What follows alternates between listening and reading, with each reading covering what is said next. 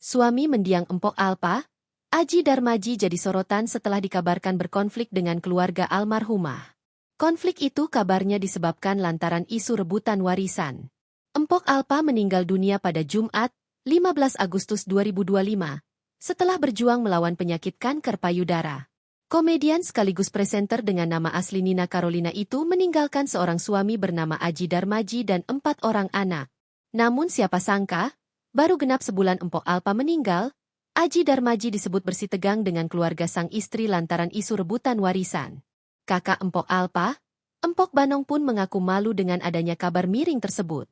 Menurutnya, komentar netizen seringkali mengandung tuduhan yang belum tentu benar. Dituduh ingin harta dari wanita berusia 38 tahun itu hingga pansos atau panjat sosial, Empok Banong juga memberikan bantahan. Empok Banong menegaskan bahwa sedikitpun ia tak pernah minta warisan wanita berdarah Betawi itu.